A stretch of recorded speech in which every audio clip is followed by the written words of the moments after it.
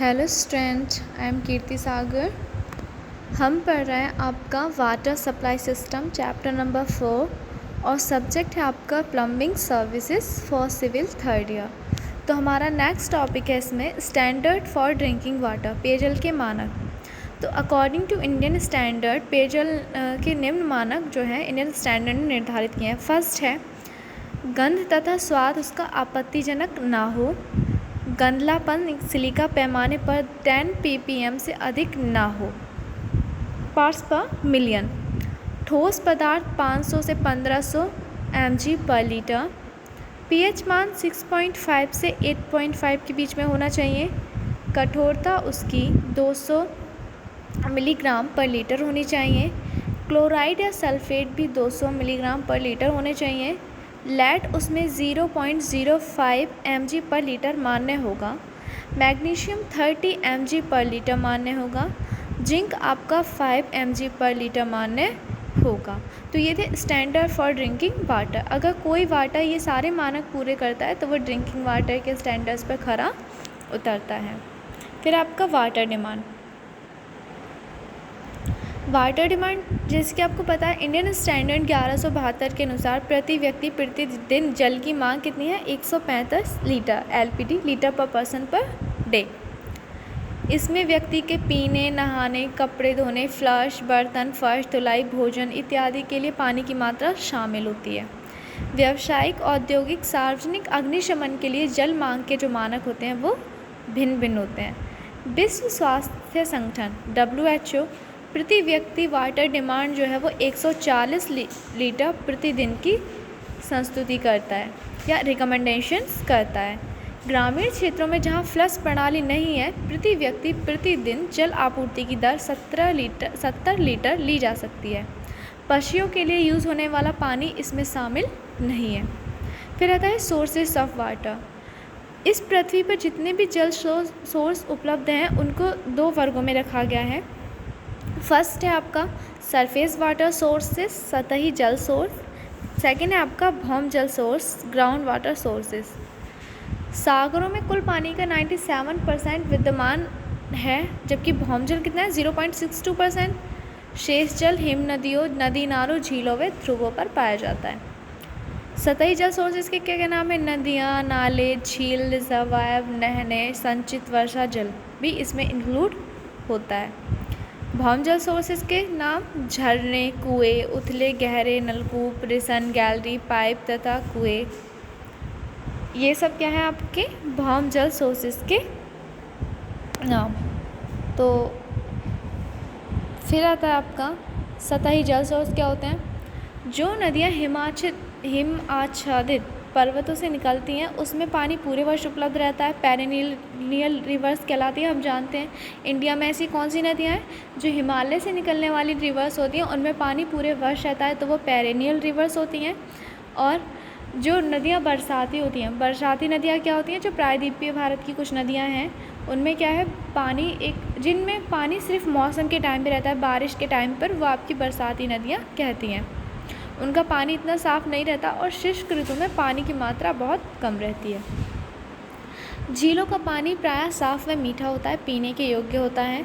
नदी के आर पार बांध बनाकर नदी का पानी इसके ऊपरी भाग आप स्ट्रीम में एकत्रित कर लेते हैं, जिसे हम कहते हैं रिजर्वायर या जलाशय। इसे आप कृत्रिम झील भी कह सकते हैं। जलाशय का पानी झील के पानी जैसा साफ़ व झलकता नहीं होता। इस जल का फिल्टरन व रोगाणु नाशक करना आवश्यक होता है। नहरें नदियों पे बांध बनाकर निकाली जाती हैं। सामान्यतः नहरें सिंचाई के लिए बनाई जाती हैं, फिर भी नहरों के निकट जो नगर और गांव बसे हुए होते हैं उनको पानी की पूर्ति भी इसी से की जाती है। नहरी पानी में निलंबित व घुलनशील अशुद्धियाँ होते हैं, डिज़ॉल्व एंड सस्पेंडेड मैटर। अतः इस पानी को पीने के लिए उपयुक्त बनाने के लिए इसका उपचार करना आवश्यक होता है। समुद्री पानी में 35 ग्राम पर लीटर से भी अधिक लवण जल घुले रहते हैं, तो इनको अलग करना एक कठिन व अत्यव्ययी प्रक्रिया है। अतः समुद्र के निकट बसे नगरों के लिए भी जो सतही पानी होता है उसको प्राप्त करने के उपाय किए जाते हैं। फिर आता है रेन वाटर हार्वेस्टिंग, वर्षा जल संचयन।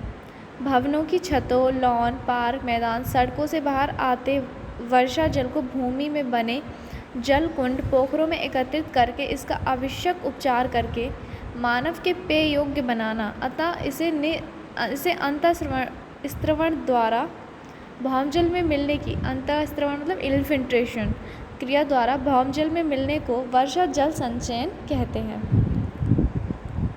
जब किसी क्षेत्र में झीलों, तालाबों, नदी नालों में जो पानी होता है वो क्या होता है, उपलब्ध नहीं होता है, तो व्यर्थ बहते वर्षा जल को रोककर इसका न्यायसंगत उपयोग ही वर्षा जल का संचयन कहलाता है।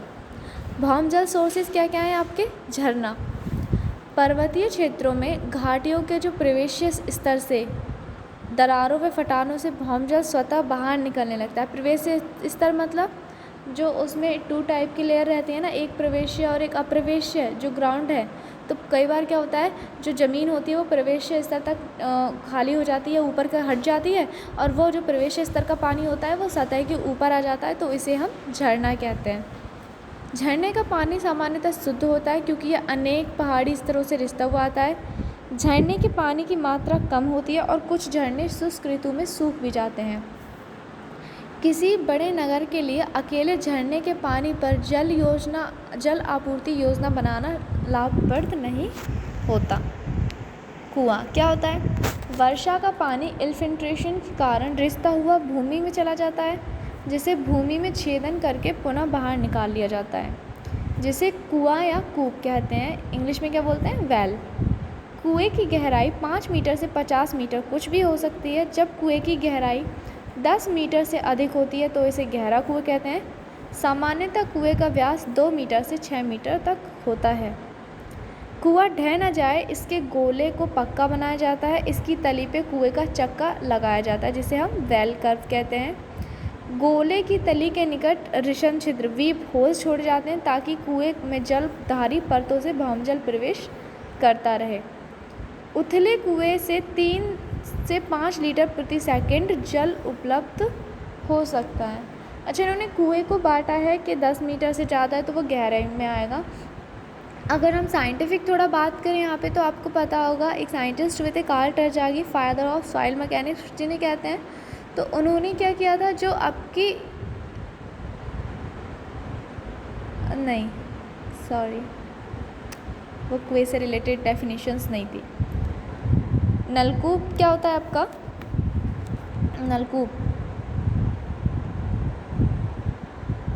नलकूप होता है जब भूमि में स्थित अनेक पारगम्य परतों को भेद कर पानी निकाला जाता है, तो इसे गहरा कुआं कहते हैं। अच्छा, गहरा कुआं क्या होता है और उथला कुआं क्या होता है? एक बार आप इसे ऐसे भी समझ लेते हैं कि जैसे ये हमने क्या है, 2 कुएं बनाए, ये 2 कुएं बनाए, हाँ मतलब कैसे भी हो सकते हैं, बट मुझसे तो ऐसे ही बने।